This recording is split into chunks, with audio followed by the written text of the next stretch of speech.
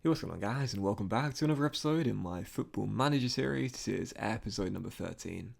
And today we're returning with two big games as you take on Southampton away at St Mary's, aiming to keep the pressure on the top 10 and also face Manchester City in the FA Cup last 16. Before we get to the games though, shall Fulham be getting on off camera.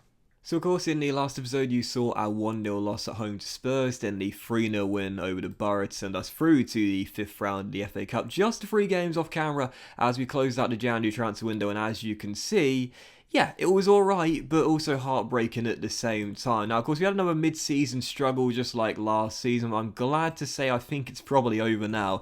We did start off with an absolutely cruel defeat, and how many times has this happened to us in 1.5 seasons? Taking on a big team, clinging on to a result, and then losing it with virtually the final seconds of the game. Taking on City away from home, the champions, David Alaba gave them the early lead, but we always put up a fight against the big boys, well, most of the time. Ivan Caballero connected with a Kearney cross to make it 1-1, and after Tolisso put Man City back in front, we didn't give up. Once again, battle back to get back on level terms. Bobby Reed getting onto the end of a Kearney through ball as he made it 2-2, but once again, why do I get my hopes up? Stoppage time, holding on to a point. Memphis connects with a Phil Foden through ball as Man City win it at the death, and once again, our hearts are broken in the final few seconds by a big team.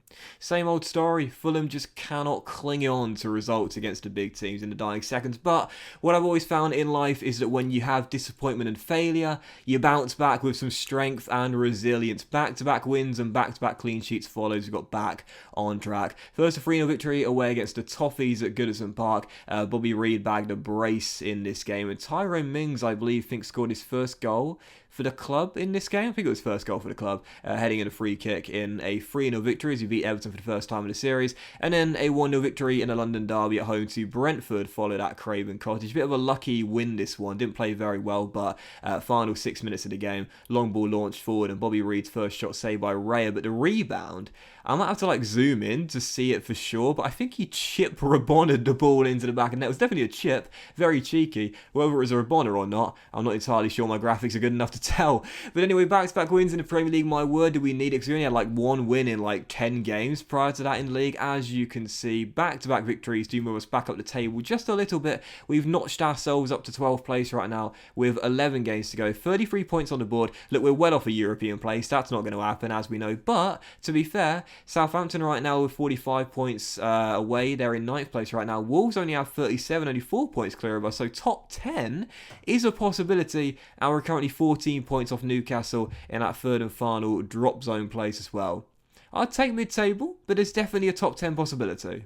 I don't think there's anything else to show you before we dive into the first of the 2 games today as well. I suppose one thing I could show you is that Kenny Tete's deal did indeed go through on transfer deadline day in the end. Where is he here? There he is right at the bottom. So Tete did indeed go to Al Jazeera for 7.25 mil initially, 7.5 mil, with clauses could rise to 10.25 mil. So a great profit made on him after he was signed in the summer of last season by Scott Parker. So yeah, obviously Connor Roberts nailed down the first choice right back slot. Now, he wasn't going to get the game time here, so I was totally fine selling him. Decent backup right back, but didn't need him. The profit was nice, and I'd rather have the money, because as you can see, oh yeah, look at this. Once this gets allocated to the chart, we'll have the most amount of money we've ever had in our budget since the series began. Talked about it before, the financial side of FM is very important to me. Our budget is huge right now. Obviously, the balance is only half of that, but either way, we've risen it really nicely, and that relieves a lot of pressure on me. And the wage bill as well, continuing to decrease it gradually as the season goes on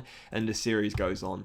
Fulham's wage bill was an absolute mess at the start of the series. I'm glad we are slowly but surely amending and correcting it. So heading to the first game, it is indeed the Saints away at St Mary's. You'll be pleased to know, as the Carabao Cup final is taking place at the same time between Leicester and Manchester United, you'll be pleased to know our boys are back from the African Cup of Nations, and you might be curious as to who won it. Well, in the end, it wasn't Cameroon, but we do have a winner in our squad. Tosin Adarabioyo chose to change his nationality and pledge his allegiance to Nigeria. He went with them to the African Cup of Nations, and as you can see, they won it. They won the final meeting. Was it Senegal? Yes, it was, by 4-1 in the final. They actually knocked out Cameroon in the semi-final, so There we go. They knocked out Cameroon in the semi-final, so Zambo and Jerome. Probably not very friendly with Tosin at the moment after that, but anyway, yeah, Nigeria won the African Cup of Nations for those curious, and I'm glad to know all the boys are back. I think it's one of the reasons why we struggled in in January as well, because we had so many players missing. We were down to the bare bones, but now everyone's back, everyone's fit, and that's a really big bonus to know we have all the options possible in a very small squad. So 4-2-3-1 for the game, and this is our team. Rodak's in goal, but for his Robinson, Mings, Jerome, and Connor Roberts, with Cook and Gagliardini, who stepped in lately in Zambo's absence and done really well through the middle. Cavallero and Knockout are on the wings, with Kenny supporting Reed up top, and on the bench we've got Ashby Hammond, Tosin, Joe Bryan, Zambo, Reed, James, and Mitrovic as well. First game, Southampton away. Can we make it 3 straight wins? Come on, Fulham. Obviously, as I mentioned at the end of last season, there was absolutely no way we'd have any chance of breaking into the European spots this year.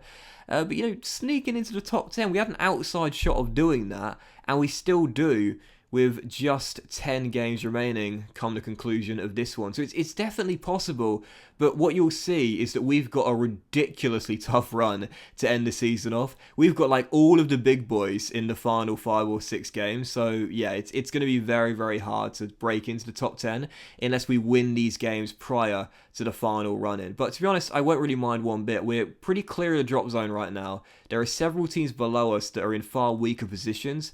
The most important thing for me, and I mentioned it, was just guaranteeing safety and trying to establish ourselves as a Premier League team. As things stand, we're well on course to do that. I don't think that's low ambition either. I just think that's realistic. I'm just being realistic. As Danny Ings is denied by Rodak from close range.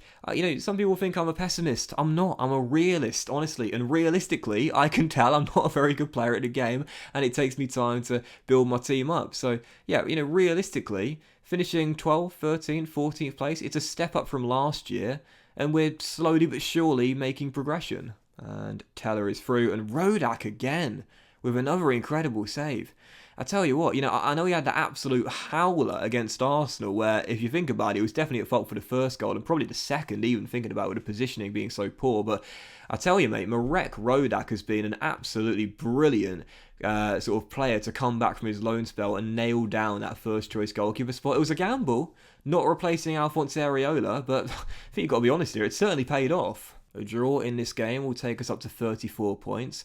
Obviously, as you know, everyone says it, 40 points is enough to secure safety in the Premier League. So that means we'll only need 2 wins in our final 10 to guarantee safety for sure. And really, when you look at the teams below us right now, Cardiff are basically gone.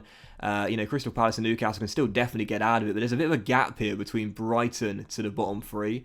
So I think ultimately, even like 36, 37 points will be enough. So if we can't get 2 draws or maybe just 1 win, we don't deserve to stay up. Anyway, as I'm nattering on there, I've just realised the game was finished. The game is finished. I didn't even realise I was nattering on. There wasn't a single highlight and the game ends. 0-0, 3 straight clean sheets, 3 straight games without a defeat. I'll definitely take that one there. Ladies and gentlemen, I think you've just seen the first game I've ever played in FM where I've not made 1 single sub. Normally I make all 3 of my subs, but this time didn't even make 1. Didn't even make 1 because I didn't even realise the game was finishing. So yeah, 10 games to go, up to 34 points. 14 points off of Brentford, who now drop into the bottom 3 after Crystal Palace's win. Yeah, I think if we can't pick up, 1 win and 1 draw, another 4 points, then we won't deserve to stay up in our final 10 games. Again, the run-in is going to be very tough indeed. Manchester United, Arsenal, Chelsea, Liverpool and Wolves, our final 5 games. But all we need really from Newcastle, Crystal Palace, Norwich, Leeds and Brighton is 1 win and we'll be safe. I think we're fine. So moving on, last 16 of the FA Cup, just about to dive into it, taking on Manchester City, the holders of the competition. Not feeling confident at all, but you never know, could pull off a scout appearance. To be fair, as I mentioned before, oftentimes we do put up a really good fight against the big boys. Let's see if we can do it against the holders. Heading into the game, we'll stick with the 4-2-3-1 after a nice little run and make a couple of changes on the back of the draw there against the Saints. With the Magpies coming on the weekend, beat them, and we are definitely safe. So Rodak remains in goal, and back for his Robinson, Mings, Tosin coming in, and Connor Roberts filling out at the right back slot. Reed and Zambo coming to play through the middle due to their good partnership. Cavaliero's on the left, Dan James comes in on the right, and Kearney does support Bobby Reed up top. On the bench, Ashby Hammond, Onguene, Bryan, Lamina, Cook, Knockout, and Mitrovic as well. Second and final game, FA Cup last 16. Pretty sure our progress ends here, but you never know. Let's put off the cup set. Come on, Fulham. I'm pretty sure we still haven't picked up a scalp yet in the series. I don't think we've had one so far. I mean, we've been bloody close, I'll tell you that. We've been as close as it gets on numerous occasions, but we haven't picked up a proper scalp yet, I don't think, unless I'm forgetting a game. And I'd absolutely love it if this becomes our first one. Getting revenge against Guardiola's side and making it through to the quarterfinals, that would be fantastic. But the realist in me knows that is very unlikely. KDB across to Bernardo Silva, Anthony Robinson shutting him down. Back to the Belgian as he'll pop it out wide. And now Kyle Walker takes over. Beats Caballero, whips one in. Martinez flicks down, and after a bit of head tennis in the area, Bernardo Silva volleys in. 1-0 City. Worst possible start. I know I said this last season, but once again, got to remind ourselves, it's a marathon, not a sprint, and Martinez almost doubled it had it not been for Connor Roberts clearing it off the line. It's going to take time before we can match up with these guys. It takes multiple seasons before we can match up, and as Caballero's denied after a lovely bit of dribbling there, we can match up and consistently get results against them. It's going to take a few good years at the very minimum. So 1-0 down, 39 minutes in, but again, when you do take on the bigger teams in the first 3 or 4 years of an RTG save like this, the most important thing is positives, and we've always had positives for the most part. Well, again, if we were to talk about positives in these results, we only conceded 1, and Man City only really got the 1 chance in the game apart from that header off the line as well. Out of the cup, 5th round, last 16 is where our progress ends, but to be honest here, again, we were taking on the champions. They won the Premier League last year as well.